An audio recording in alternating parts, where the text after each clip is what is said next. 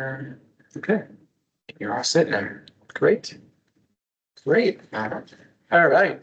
Oh, did you want me to get rid of this? Is this gonna be annoying? Yeah, that's a little bit, it just minimize that. It would be great. Yeah, sometimes it doesn't allow you to minimize for certain reasons, so it's just. Yeah. Just. That's drag fine. it down. Yeah, like right there is good. Yep. Alrighty. All right, thanks. I'm going, sir. All right, thank you. Thank you very much. This is great. Well, it should be coming. 3 minutes ago.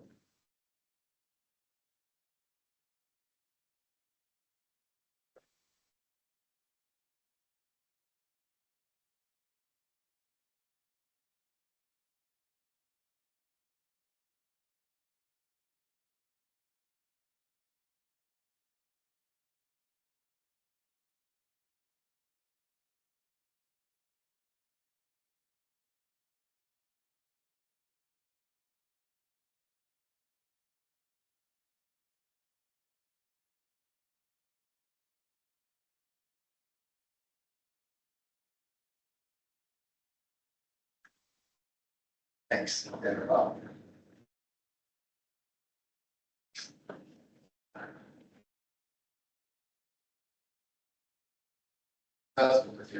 But yeah. Yeah, this was pretty smooth. Hopefully they'll have be more than 4 people, but that's okay. It's more for, yeah, and the 4 people are there, 5 people, Probably still get views after the fact, the recordings that we. right? Do we still get more views after the fact with the recordings that we? Oh, yeah, yeah, these things live on and there's thousands of downloads over time. So, All right, we're gonna go outside because they're used to that room, so. okay, yeah, make sure that, yeah, people come in here. And I think our group is coming, right? I mean, all the post-bac artists, I mean, Yeah, but everybody's been trained over the summer to show up right on the dot because we're usually still setting things up 5 minutes past. right, right.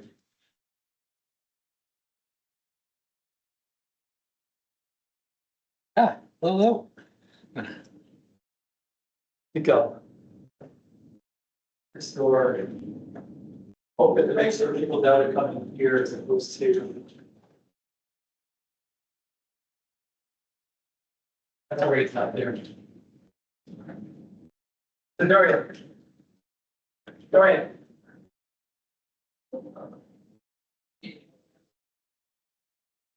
Dorian. Are you just gonna be around here, just to make sure people know? Right.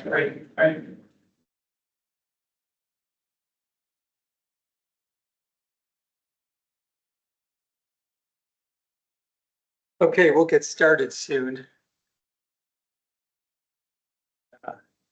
There's no microphone, but that's okay. And this talk is a lot of slides. So I'll share the slides. In the notes and whatever. So, and if you want the slides, a copy, you can just email me directly. So, hello. I might not get to the very end. I might have to skip a couple of minutes. Yeah, hello. All right. Good. How are you doing? Good. Hello. Hi. Great. The last talk of the summer session. This time we're ending it.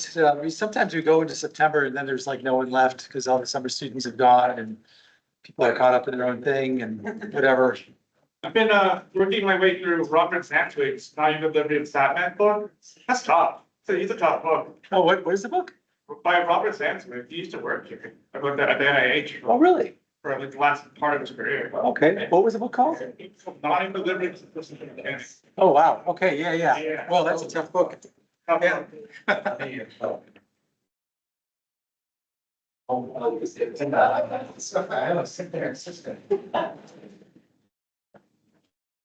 But I think it could be helpful. Wow, rooms fill it up quickly. We're all set up too. Yeah. if we were efficient. But I think it could be helpful though, because like some of the work that I'm, I think easier. But then tomorrow. okay, maybe I'll take a look at that. So, yeah, I've been talking with a couple of people about what you presented and, yeah. So it's, yeah.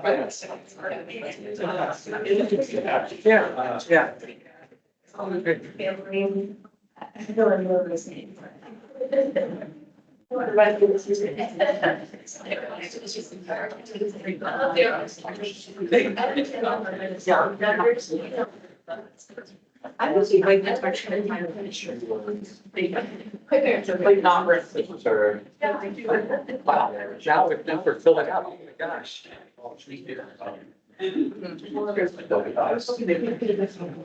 That's all right. I see what you mean, like everyone just a Okay, we already. All right, cool. Well, thanks. Already hit record. What? We already hit record. We already hit record. Being recorded. Okay. All right, this is the last lecture of the summer school or the summer course, whatever. And I typically edit just talking about the future and whatever, but I decided to edit with this lecture. It's a little long. Hopefully there'll be a lot of information crammed in, but once again, I share all the slides with everyone in case you just want to have a copy.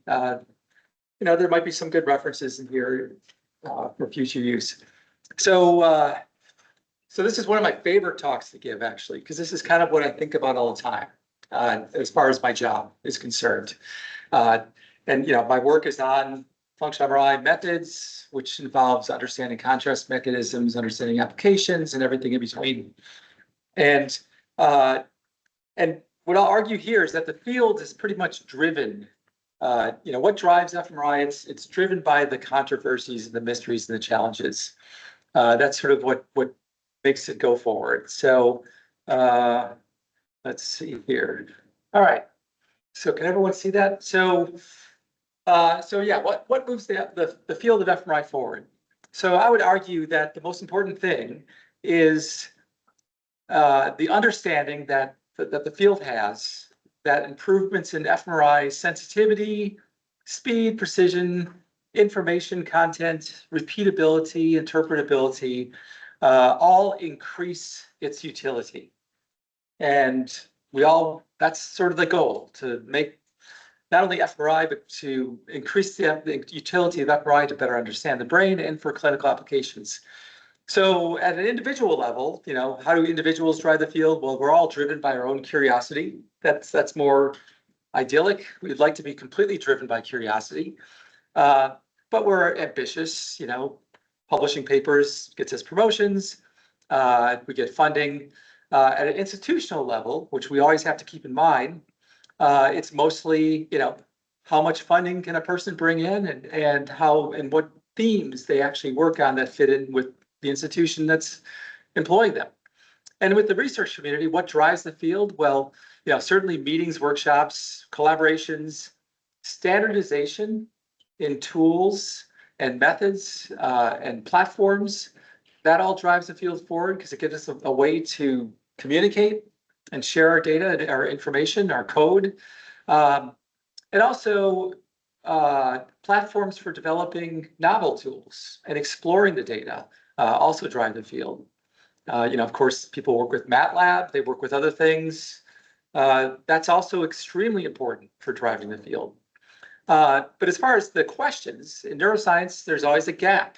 You know, we try to figure out what we're doing, what at least the PI is doing most of the time is saying, okay, what don't we understand? What you know, what kind of we can fill in with the tools that we have. And clinically, the gap is, you know, how can we have some sort of insights that would help clinicians either give better treatment or, you know, replace a technique that's more cost effective and with something that gives unique information that gives better treatment or better clinical diagnosis. So those are what drive the field as well, those questions, those needs. And at the funding source level, funders always think of, oh, potential impact, whatever that means, and either short or long term, and proposal quality and thematic category as well. And unfortunately, with the thematic category, over the years, 30 years of funding for fMRI, the methods themselves, even though they're fundamentally important, are never really funded in themselves. It's usually, if you write a grant, it's usually tied to an application or a biologic system or something like that. So something to keep in mind as you're writing grants is that people who do methods work, they kind of fall between the cracks. They have to figure out people to collaborate with to develop methods. So then there's always this natural tension between doing novel stuff that you think has high impact versus having it correct. And that's what causes a lot of these things that I'll talk about in the field. And I just sort of played with this idea. I was thinking, okay, so how do you illustrate how the field grows? And I'm thinking in terms of bubbles. And it started with fMRI, this sort of thing that shows activation. But then it kind of, if you develop something like high field, it turns into a subfield in itself, and it branches out into new research avenues. And sometimes those research avenues branch into other things, like layer fMRI, and that becomes its own subfield. And the goal of all these subfields is sort of maybe to try to connect up with these two golden fields of clinical applications and neuroscience insights. And there's so far with fMRI, there have been some sort of neuroscience insights and maybe one or two clinical applications, but it's kind of sparse. We're sort of like a big field with not a lot of links to those things yet. So we're getting there. So I showed this before, the 4 fMRI pillars. These are the categories that I'll just talk about briefly in terms of talking about the impact of fMRI. So the categories are, starting with, and also if you do work that's as much as possible at the interface of what the best that the categories offer, the papers are usually the highest quality and the highest impact. So we rely on pulse sequences and hardware. Vendors supply those, but we try to develop it. We also care about understanding what the signal means. This is the pink bubble. We do a lot of development in paradigm design and processing methodology. And that all ties into all these other techniques. You develop your paradigms and your methodology based on what you have and how well you can interpret your signal in terms of the hardware and the interpretation. And of course, you would like these to feed into clinical applications and basic research, basic insights about the brain. So you don't have to, I'm not going to talk about this whole timeline at all. I'm just showing it as a sort of display. It's my own pet project to sort of add to this.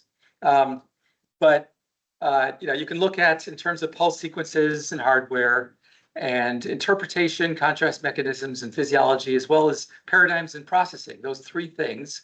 I've sort of left out applications because that's huge.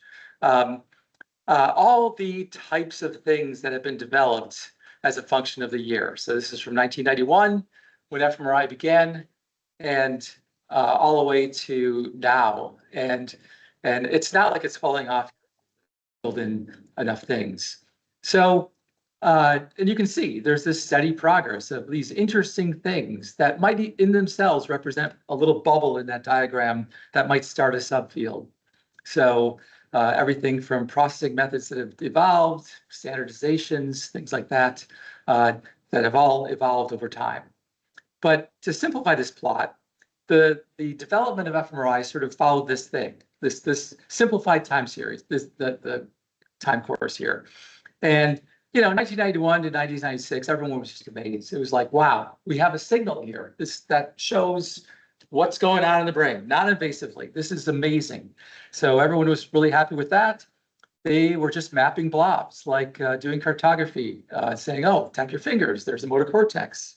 Amazing. The neuroscientists were sort of thinking, this isn't that amazing, but it's great that you could do it in humans non-invasively. And then resting state was discovered in about 1995. That started a whole subfield.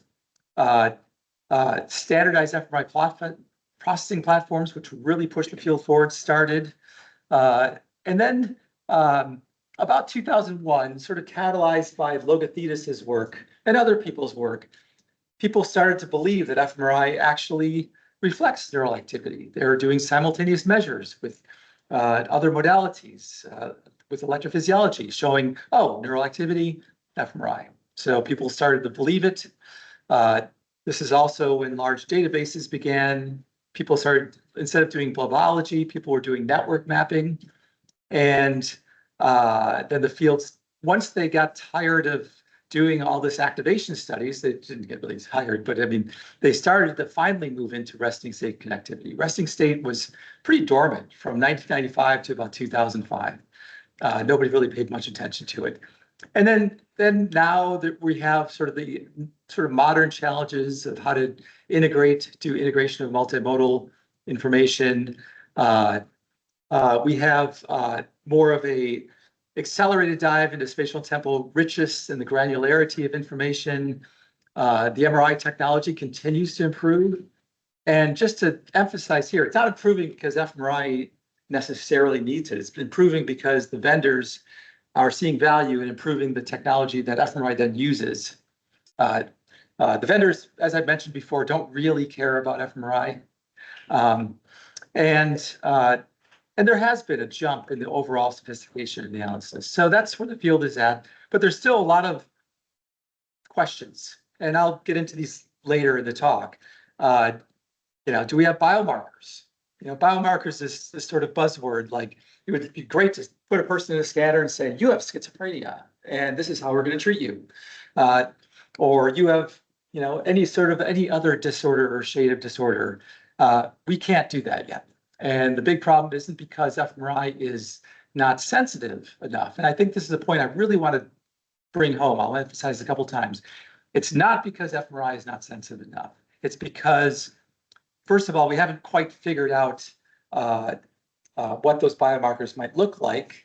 And the other thing is that there's so much variation among brains, among individuals, even with these disorders that manifest differently in the brain that we haven't yet got our heads around those differences. So that's partially why the field is going into looking at individual differences, just to try to get a better handle of the variation among individuals. So, people are similar in terms of just very basic things, motor cortex, is in the same place. But when you talk about a mood disorder or other things like that, it gets more subtle, a lot more subtle. Big data analysis, we need to have better curated data. Individuals, as I mentioned, that's increasingly more important and interesting. Clinical utility, not really yet. I mean, pre-surgical mapping is good, but it's not really used clinically yet. Layer fMRI is promising, but it's not quite there yet. A lot of challenges. Dense sampling, the idea that you take one subject and average the heck out of the data so that you can really see the subtleties of the networks. And that's becoming more important as individual subjects and their differences become more important. We can look at individual differences without dense sampling, but it sure does help to have that. Multimodal imaging is still becoming increasingly necessary for either understanding the noise and variation and regressing it out, or just better interpreting what the signal means. Of course, machine learning, AI is just getting started. There's some manifestation of that now in foundation models. You've heard that buzzword. I'm still trying to understand exactly what that means, but that's becoming huge, and it could take over everything, and which might be a good thing. Who knows? All right, so some significant advances over the years. Let me just I screwed up with that slide. I'm not going to go into detail with all of these, but there's been advances in pulse sequences and hardware, paradigms in processing. These are sort of like the landmark advances. And like I said, these are sort of like things I'll just briefly mention. You can refer to the slides later for references. Interpretation of the signal, and applications. And then, without going into too much detail, we've generally gotten higher resolution, we've gotten faster in pulse sequences, paradigms. We've been able to develop ways of observing the brain, manipulating it in time such that we can pull out ever more subtle aspects of neural activity, like adaptation, for instance, other things like that. In interpreting the signal, we understand that that there's certain types of neuroactivity that better reflects, that is reflected in bold contrast, like gamma frequencies and things like that. And of course, applications, the idea that we can actually make whole brain maps where no other technique can, other than PET, which is a little bit slower and more invasive, that really has helped a lot in terms of a lot of things in terms of applications and presurgical mapping. But of course, there's a lot of other applications that are sort of in the pipeline: real-time feedback, neural feedback, longitudinal studies, intervention measures. Those are all look very promising as well. So the common criticisms of fMRI are that the signal's slow in course, it's variable over time and space, not fully understood, and not directly informative of neural mechanisms. And mechanisms, I mean by the scale right below what we can measure with fMRI might be informative as to what's actually going on. What does a computation look like? When you move your fingers, you say, oh, that part of the brain is active. It tells the motor neurons, the motor cortex, or the fingers to move. But we say that, but there's a whole lot of stuff in there that we have no clue as to what's going on in terms of how neural activity actually translates to moving the fingers, and how our decision to do that translates to the motor cortex to do that. So fMRI can't get anywhere close to that. So mapping doesn't give insights into brain mechanisms and principles. The images suffer from signal dropout, sensitive to motion, all the standard things that we haven't fully solved yet. And but it is sensitive. It's extremely sensitive, and it's robust. It's not invasive. It's replicable if done correctly, and frankly, it's the best thing we have. So that's why we're using it. If there's a better thing that comes along, fMRI will probably go by the wayside, possibly. But it's the best thing we have. It's been the best thing most of us have had for the last 30-some years. So most fMRI research has been towards understanding functional brain organization, and the desire and the thought is that the signal means something.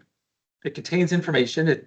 It's sensitive, precise, and repeatable, and the spatial and temporal scales are relevant and useful. Even some people might say, well, since you can't look at actual neural firing, then it's useless. A lot of people have very reductionistic views of the brain, whereas I would argue that most of our behavior is on a time scale that's perfectly suited for fMRI.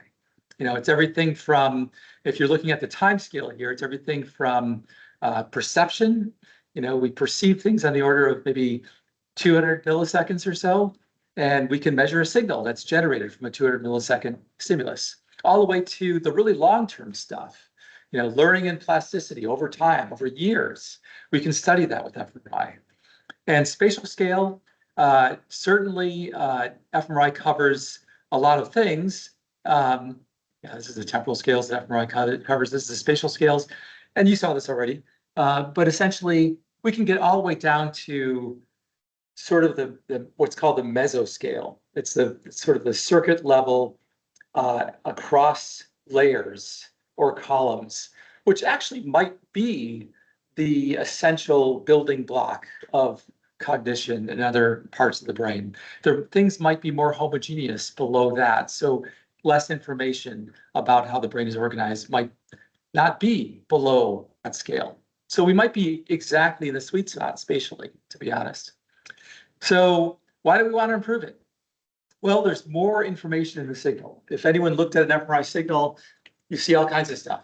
You see the activation signal varying over time. You see the post-undershoot, you see transients.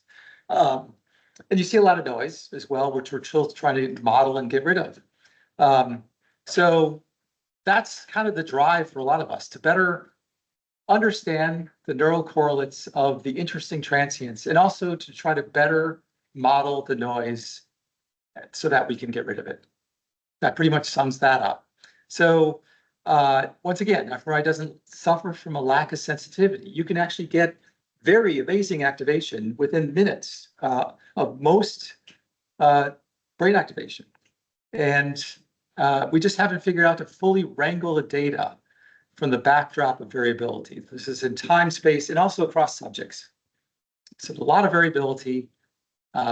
Haven't quite figured it out, the source of all of that enough to model it.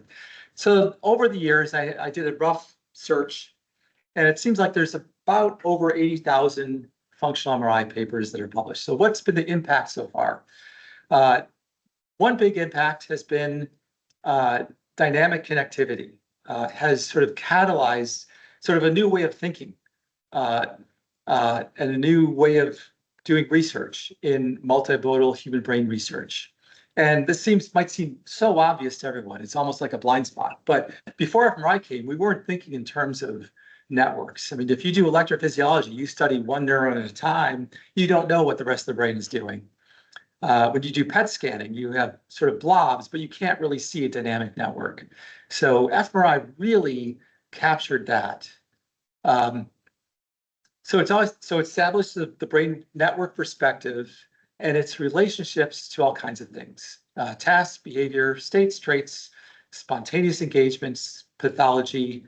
But once again, doesn't yet provide sufficient. It doesn't provide mechanisms or insights for clinical utility yet. So fMRI has also allowed us to identify changes with learning, adaptation, plasticity, and so on, to help better understand these processes, such as attention, language, sensory integration, emotion, and cognition in general. So we're able to look at these changes because it's so non-invasive. You're able to look at these changes over time, which is not a trivial thing. So, and then it's also catalyzed the rethinking of individual differences and similarities and the categorization of pathology.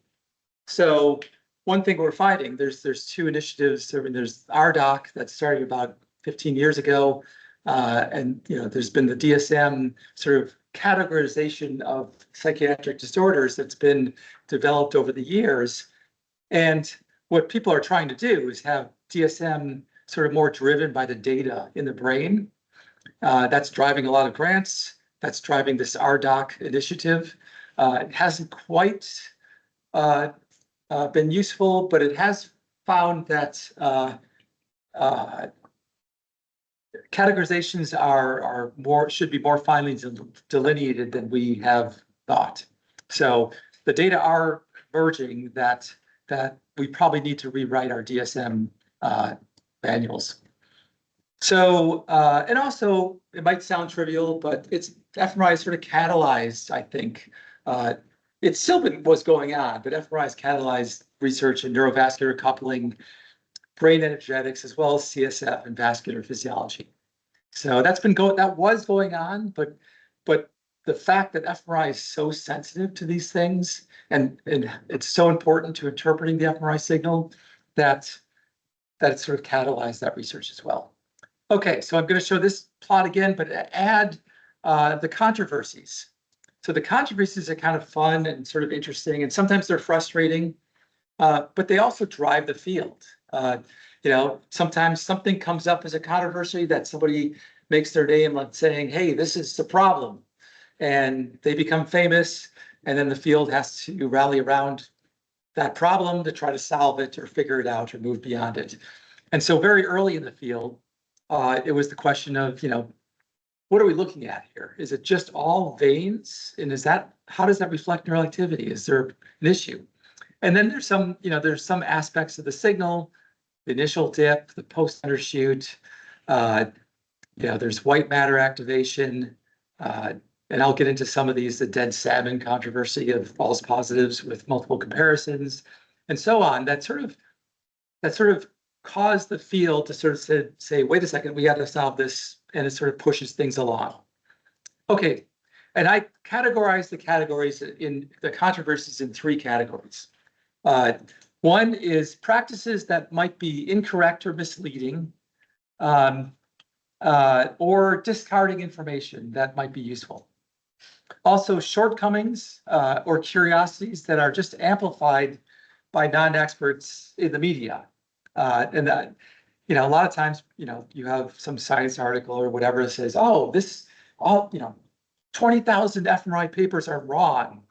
That's causes most people in the field to sort of shudder, to think, okay, that's not right. And now the whole field, including funders, hear this. We got to do some damage control here. And also non-reproducible findings. Sometimes people have tried to look for activation-induced changes in diffusion, neural currents, et cetera, in white matter, pre-undershoot related stuff, small N group comparisons. And this has been very prevalent, and it's a good thing that we got rid of that. So yeah, all of these are considered controversies. And I just want to pause with the small N group comparisons. You might get findings, but you amplify the effect size when you do that. I don't know if there's been a talk about that, but I was actually just talking to Danny Pine. And this was kind of a shocking thing the other day, where if you know who Danny Pine is, he's probably one of the more prominent fMRI neuroscientists, clinicians in the NIH. And he had some hugely high impact papers between 2006 and 2009 that were all relatively small N papers. And so I asked him, when I was interviewing him on this podcast, I said, oh, well, what do you think of those papers now that there's been, after these sort of things have come out to say that you need a larger N? And he's like, oh yeah, all those papers are wrong. And I'm like, whoa, it's, and he didn't hedge, and they're not wrong. And so it's a little bit more nuanced than that. They're not necessarily wrong in terms of what they imply, but wrong in terms of the estimation of the effect size. That's never estimated properly with a small N, no matter what, can't get around it. So, but are they useful? They still might be useful to catalyze future research. But on the flip side, and I'll talk about this too, there was a recent paper by Merrick that was published that said, oh, wait a second, you actually need 2,000 subjects to say anything. And while that was a correct paper, that was actually a really good paper, it sort of set things up a little bit as a straw man, because there's a lot of reasons that it sort of the data sort of shot itself in the foot in some sense with pooling together different types of pathologies in terms of psychosis, looking at just resting state, not doing multivariate comparisons, not having issues in registration of the brain. So the real answer is somewhere between 2,000 and 200, but it might vary depending on how good you are in getting rid of all the variations. So that's an important aspect. But either way, all right. So I'm just going to briefly talk about these sort of things. So in 2012, there was this thing that actually won the Ig Nobel Prize. It was sort of silly. It still is kind of silly. It's people decided to put a dead salmon in the scanner and see if they get brain activation with visual stimulation. And they found a few voxels that were activated. And then, the media just gobbled this up. And it sort of was, made fun of fMRI. It's like this silly thing. But in fact, it's a real issue that everyone who knows fMRI just knows, that if you look at enough voxels, if you have thousands of voxels that you're looking at, by chance, you'll have some that show significant activation. And so you have to do what's called a multiple comparisons normalization. And every statistician knows this, but still it got attention.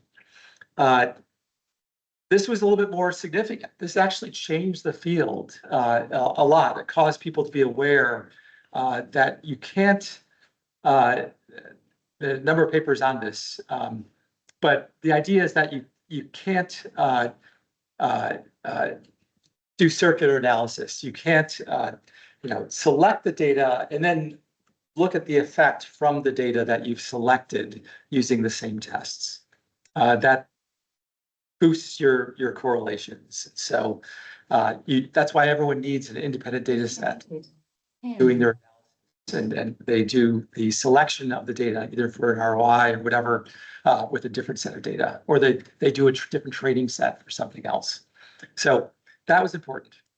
There was the clustering conundrum, and all these have names. This one, and it's a little bit nuanced, but I won't go into exactly all the details of it. But essentially, there was some controversy as to how statistically you clustered your data, and some cluster sizes were generally a little bit overestimated, and due to autocorrelation in the data. That didn't follow just an assumed Gaussian shape. I mean, the data is not perfectly Gaussian. So, and this is the one that there was a blog post written by Tom Nichols saying, 20,000 papers are wrong. And then the media picked that up and it's like, oh, 20,000 papers are wrong. I'm like, well, okay. So 20,000 papers might have a reporting of a cluster size that's a little bit bigger than what you expect. And then I challenged anyone. I still have yet to see any paper. Did that ever change the conclusions of the paper? And the answer is no. Not one paper was affected in terms of the message that it conveyed or the conclusion. So if people did this correction, would the results be different? Would the conclusions of the paper be different? And the answer is no. So that's an example how a controversy, which is important, and which was all the platforms actually did the correction to address this, wasn't that important. All right, so there's other things, and this is one that we kind of got embroiled into a little bit, was there's a study, electrophysiology study, in which Siriton and Das did this, basically said, we're seeing that when these rodents, I believe, they're doing electrophysiology studies and hemodynamic studies, and they were getting sort of habituated to the stimulus. And then if you didn't give a stimulus and they were still expecting it, they claimed they saw a hemodynamic response, but no electrophysiologic response. And they said, look, we found something, that we get bold signal without any electrical activity. And there was some back and forth, and I think ultimately the conclusion was that there still is some electrical activity that drives the hemodynamic response. It's not like just driven by something else. There's not some other magical component that drives the hemodynamic response. So, and this is also a recent paper that kind of caused people pause, and it's an important paper.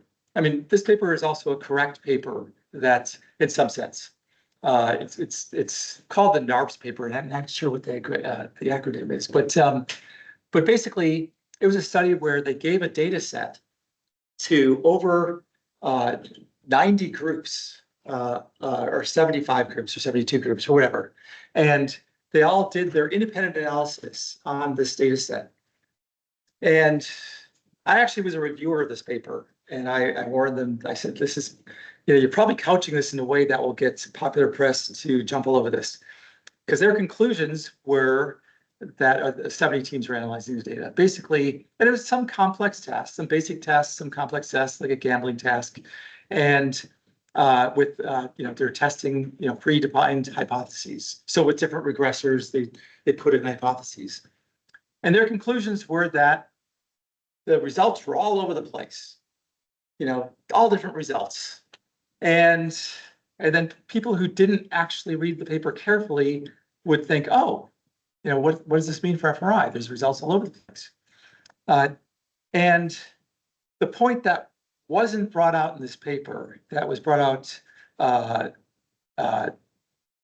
very nicely by Paul Taylor and others who were writing to address this, was that if you lower the threshold a little bit on this, just a little bit on this data, or you have unthresholded statistical maps of the data, and then look at the correlation across all the studies with that, they show a super high correlation across all the studies.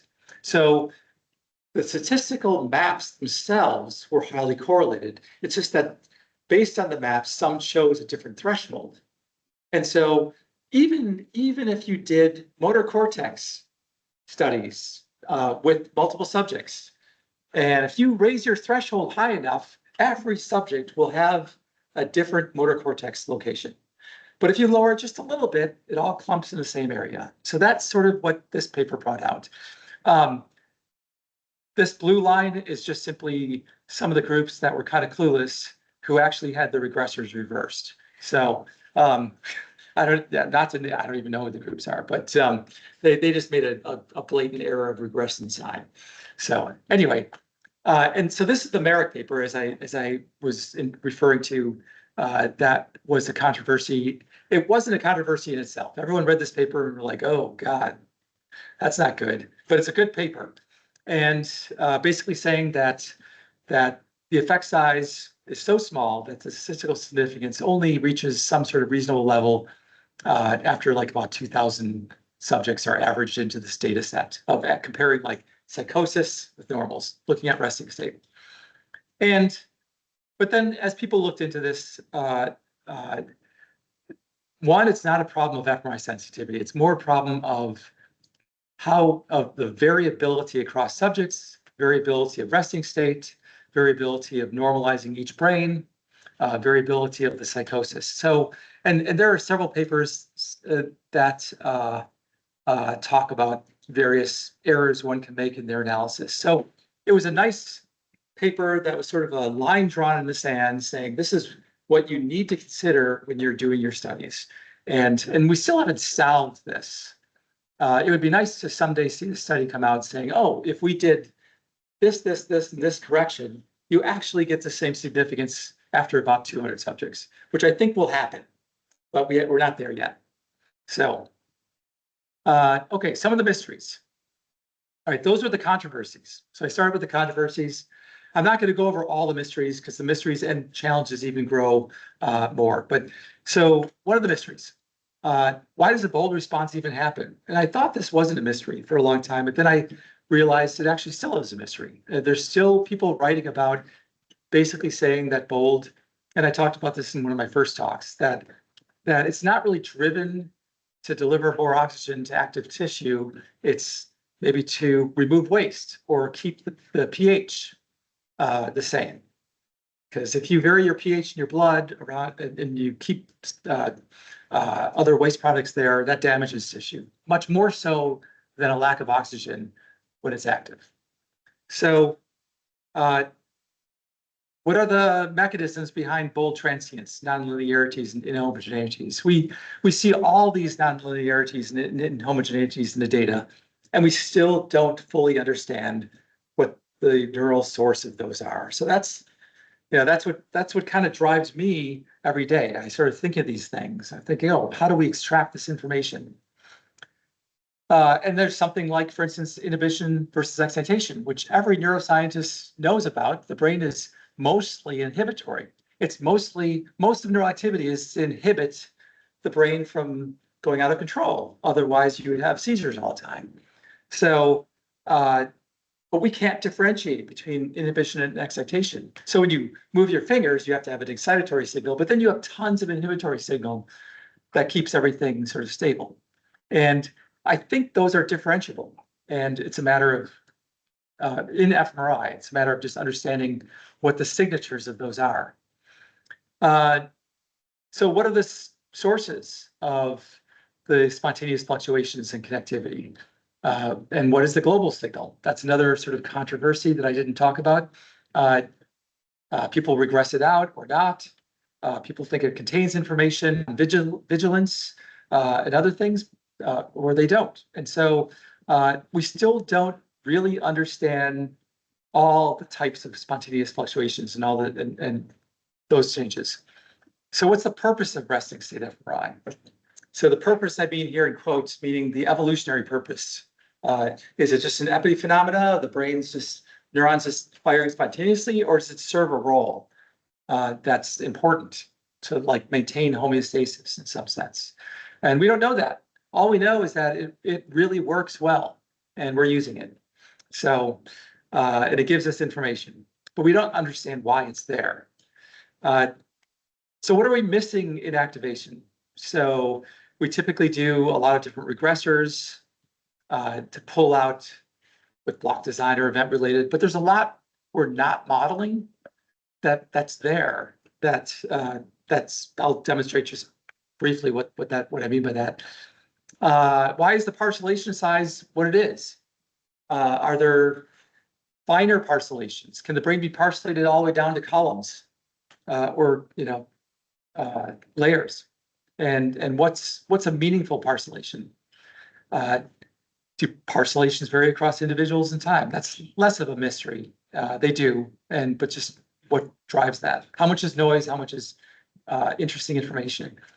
And what's the best way to compare brains across and within groups and across individuals at different resolutions? Once again, that's maybe more of a challenge than a mystery, but and how relevant, and this is kind of a mystery in some sense, how relevant is the spatial and temporal scale of fMRI for deriving principles of cognition? We all want to just understand the brain, whatever that means. We want to understand the brain in the sense that we want to know, not only describe what's happening when it does things, we want to understand at a mechanistic level how it actually works. And, we can do that with muscles. We can do that with the heart. We can do that, we understand the body pretty well. The brain, we have no clue. And there's still principles to be found. Just like, in the 1800s, Darwin discovered principles of natural selection. Before then, everyone was just like, oh, wow, there's lots of variation. We can describe it really well. We have no idea. Wow. And Darwin sort of laid out this principle that sort of made everything make sense. We don't have that in the brain. We just don't. And can fMRI really help us? So here's an example of, I'm just going to go through a couple of these really quickly. I know I want to make sure I get done as close to 2 as possible. This is the paper. I'm just pointing to it. It's basically extensive modeling, but here, very prominent people in the field, very respected people, argue that CBF changes versus CMRO2 slopes, basically arguing for the idea that it's to maintain homeostasis of pH and partial pressure of CO2 and O2. So not necessarily to deliver oxygen to the furthest neuron from the capillary, but more to extract the CO2 and extract waste. Non-linearities are all over the place. I gave a whole talk on this. I'm not going to go into any detail, but they exist in terms of time, in terms of stimulus intensity, spatially, they vary, and they vary with duty cycle as well. So, and there's all kinds of transients that we're still getting our head around. The pre-undershoot, the post-undershoot. Pre-undershoot is sort of variable. Post-undershoot varies with stimulus. It varies with contrast weighting. It varies with a lot of things. We still don't understand that. And the question is, why do we really want to understand that? It sort of seems like slightly esoteric. Why do you pursue these little things? Well, those could end up being interesting features that might give insight into pathology. Some people may not have as much of a post-undershoot than others, and then we'll know why. And so it might be all these different subtle aspects that we're trying to study are potential levers into adding insight about the brain that might be useful clinically or for understanding the brain. Inhibition versus excitation. So there's several studies that are just beginning that are using optogenetics and also things like GABA, just injecting GABA, which is a inhibitory neurotransmitter. Inject more of that, you get less of a bold signal and you get a little bit more of a pronounced transient at the beginning. If you do optogenetics and selectively stimulate excitatory versus inhibitory neurons, you get hugely different fMRI signal changes that show this is with inhibition, you have a brief transient and a large post undershoot. And here you just have your normal activation with activation. So this is just beginning, and we're still getting a handle on this sort of thing. So as far as the types of fluctuations, so what contributes to spontaneous fluctuations? Well, we know that there's a neural component, there's a respiration or cardiac component, and there's thermal noise and motion and scatter instability. So we have those three components right there. But with the somewhere between here and here, it's still kind of a mystery. And this is some work by Javier that sort of reflects some of the work by Laura Lewis, showing that there's these low frequency components that are at the base of the brain that might be a little bit of CSF being driven by neural activity. When you're drowsy, that might drive the lymphatic system. And that might have a correlation with a negative correlation with everywhere else in the brain. So that's something. That's a much lower frequency than standard bold resting state fluctuations. This is a beautiful paper, one of my favorite papers by Logothetis, where he was measuring the hippocampus during sleep. And he found sort of the same thing as we found here. I mean, I wouldn't say it is the same and that what we're seeing is this, but very similar. He looked at hippocampal ripples that spontaneously happened when a subject was sleeping and used that as a regressor and found whenever a ripple occurred, the base of the brain, all the subcortical structures showed negative correlation. The cortex showed positive correlation. So that's, yeah, you can come up with a hypothesis for what that is, but nobody really knows. Then Shelley Keelos has sort of studied extensively quasi-periodic fluctuations where they're low frequency and they don't organize necessarily in the way that parcels do in the brain, and they might reflect another process, other processes related to their vigilance, somewhat related to the global signal, and it's still a source of, and it organizes across larger spatial gradients in the brain. So that's sort of a mystery still. And Josh Vaskowitz actually gave a talk on this, and this is something that I think is kind of lost in the field potentially, is that resting state fluctuations. We always characterize it, the signal itself oscillates. If you do a power spectrum of the signal, it looks like it's 0.2 hertz. And when people think of 0.2 hertz, they think, oh, it's an oscillation. And that's just a bunch of oscillators that go at 0.2 hertz. And what Josh has shown, and others before him, including people he's collaborated with, Rick Betzel, and so on, that if you do edge analysis, you basically take the product of every single, if you divide the brain into parcels, you take the product of every single signal on a time point by time point basis, which is like having a sliding window that's a width of 1. You find that the correlations look very different at different moments in time. And this is just getting to the punchline here, since I'm running short in time. Essentially, if you take the correlation of the data, and for instance, you look at the top, you look at the functional connectivity, the mean of everything, versus if you just take the top 3% of the data and look at the function and look at the average of that, you get a very similar spatial map. And also you can count the number of events and have a similar spatial map as well. So basically the argument is that resting state connectivity is not this sort of slow oscillations that sort of build over time in the brain. It's like these punctate events that occur that consist of very small fraction of the time series that might be not all of it, but the biggest driver of functional connectivity in resting state. So that's something new. That's still, it's there, it's out there. The field knows it, but we still haven't quite fully tied together everything in terms of understanding it. So the purpose of resting state fMRI, I just put this slide out here because I find it interesting that if you look at, for instance, and this is an example that sort of suggests different purposes in some sense, that this is some nice work by Newbold at the WashU group, basically if they put subjects' arms in casts, immobilize them, within hours, the resting state connectivity between left and right motor cortex drops. And if they take off the cast 2 weeks later, within hours, it goes back up to normal again. And during this time, every once in a while, there's this pulse. That's basically a probe pulse that tries to see if there's a connectivity.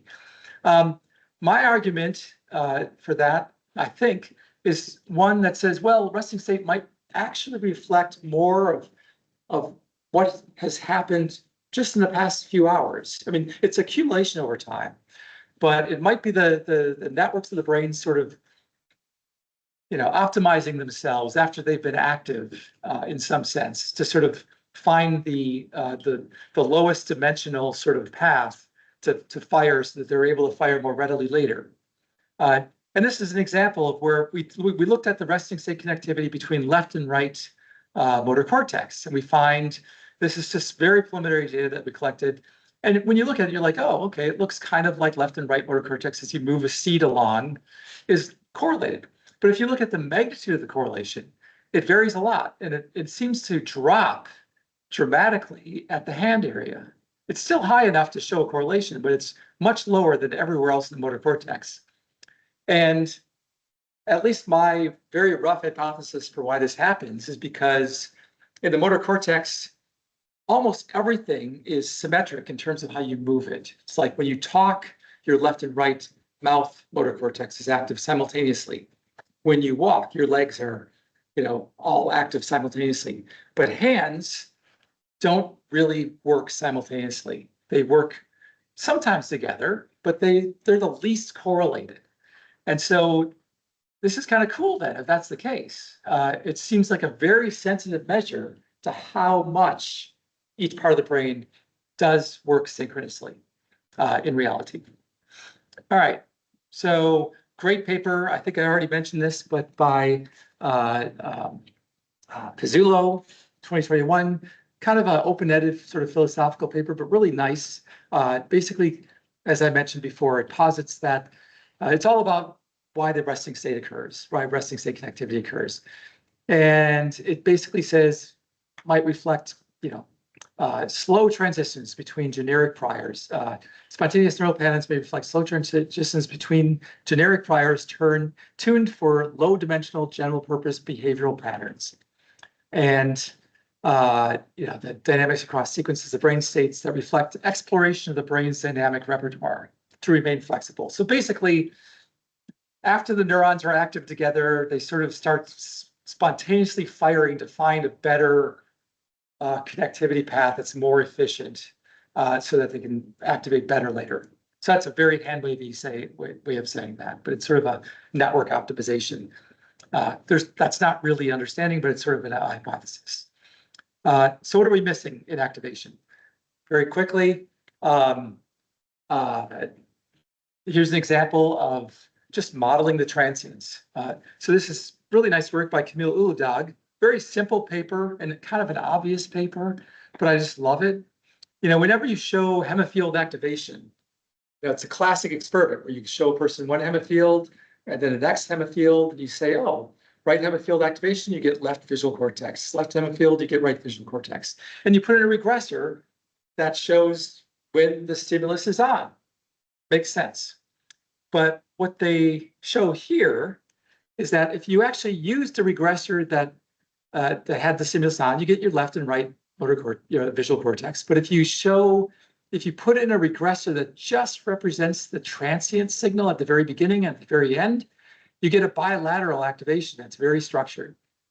So this is real activation that just missed completely because they chose, most people choose to put in a simple regressor. So this is something to think about when you're designing experiments and how to design your regressors so that you don't miss anything. There is a problem, on the other hand, of overfitting, but that's another issue. and I always show this because it's one of my favorite papers as well with Javier Gonzalez Castillo. Basically, he averaged the heck out of the data, had subjects in there for 9 hours, and basically showed that all of the cortex with a very simple task. You look at a stimulus, you try to see if it's a letter or a number, you click a button. Very simple task. It's sort of a block design. The standard areas are active, but after you average for 9 hours and have an open-ended sort of just looking for anything that's time blocked, you find crazy looking signals, mostly negatively correlated, but all over the cortex and organized in such a way that it's not really noise. So the whole cortex does something when it's presented with a task, whether it could be transient, it could be negatively correlated, but that's just showing that there's a need to either average more or then have regressors that are more open-ended.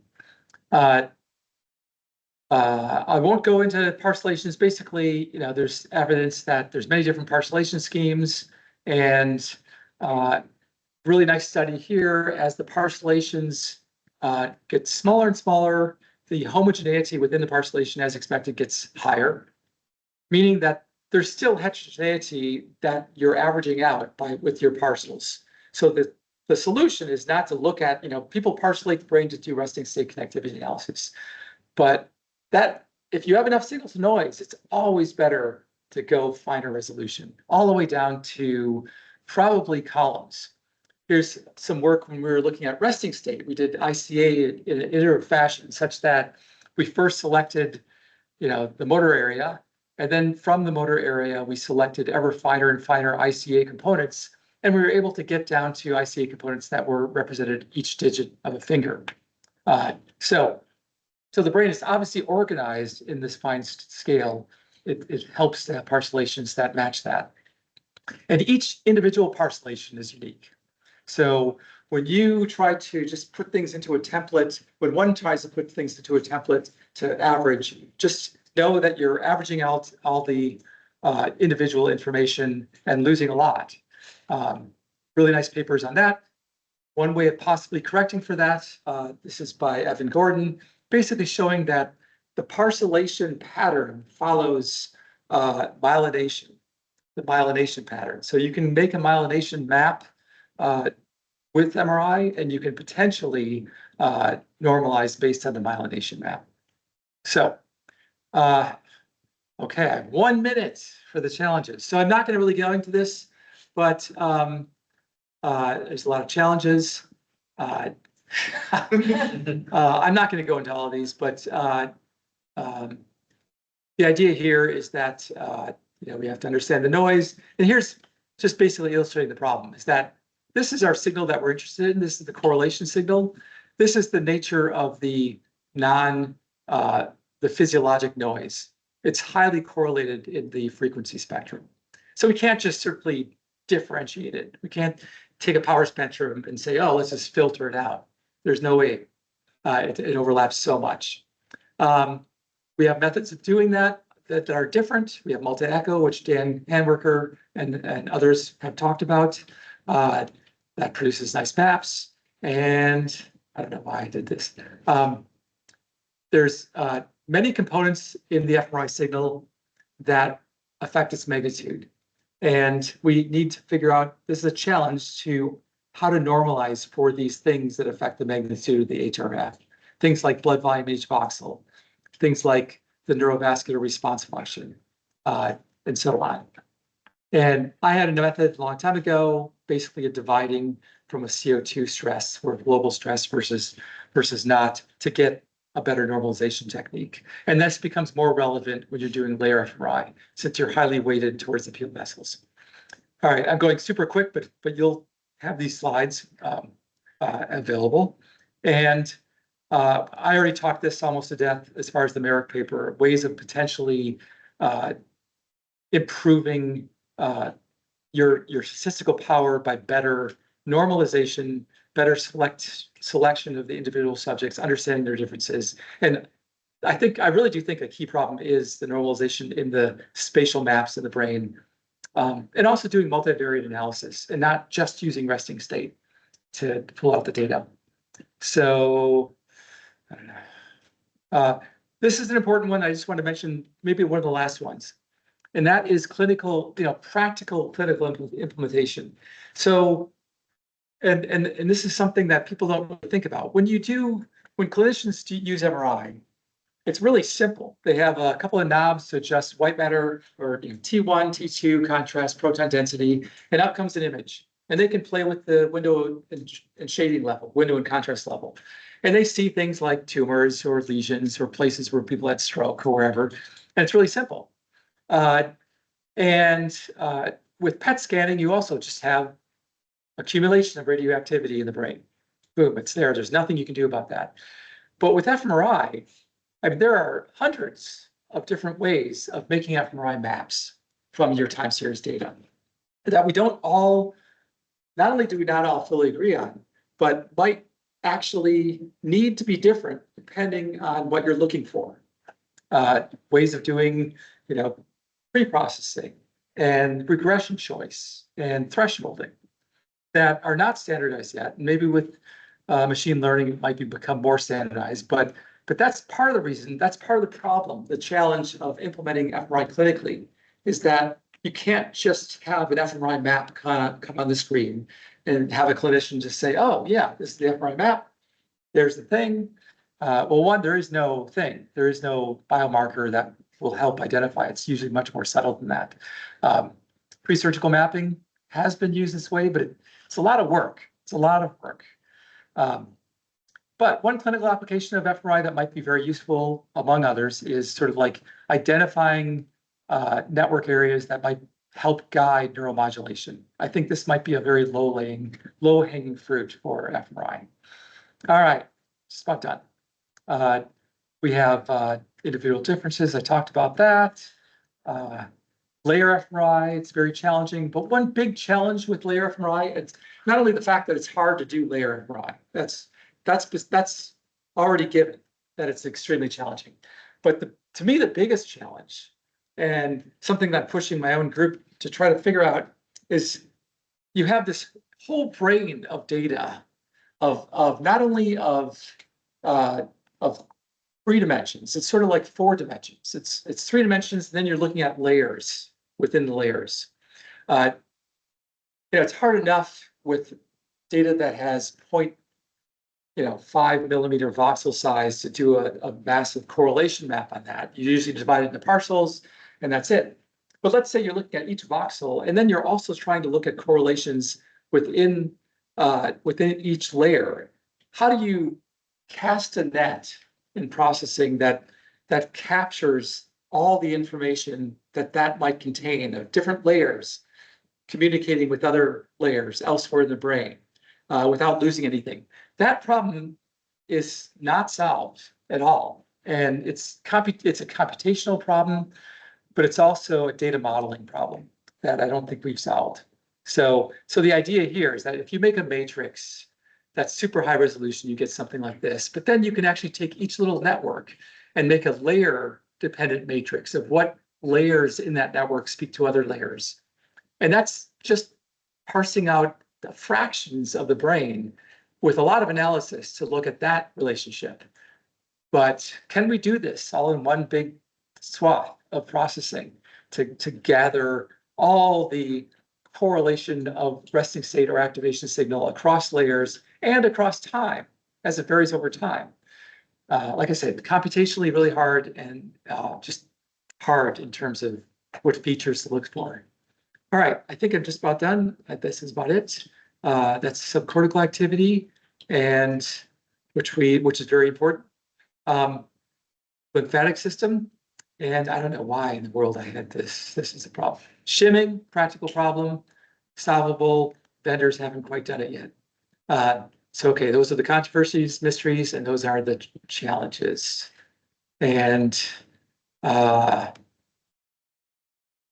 yeah, some are very, very simple. One thing I didn't really mention at the very end is that a lot of the practical challenges in terms of fMRI pulse sequences and things like shimming that are very important to fMRI can be solved if vendors pay a little bit more attention to things like this. But for vendors, for the sequences that they use clinically, the shimming, or how homogeneous the magnetic field is good enough. So they don't really put much more energy into it. So, and even though fMRI's benefited substantially by vendors improving pulse sequences, having multi-shot, multi-bandwidth, multi-band sort of imaging, parallel imaging, there's things like this that are solvable, either with more shim coils or better algorithms that haven't quite been solved yet because of the fact that it's sort of a vendor level solution that needs to be done. But that's one of the challenges. So in general, if you're a methodologist, you can look at any of those to help guide your research projects, even the mysteries and to some degree the controversies, because all of these things really are a little bit more open-ended in terms of very much open-ended, especially the challenges in terms of what remains to be done. So with that, just finishing up with an old AI generated various fun with AI several years ago. All right, well, thank you. Thanks.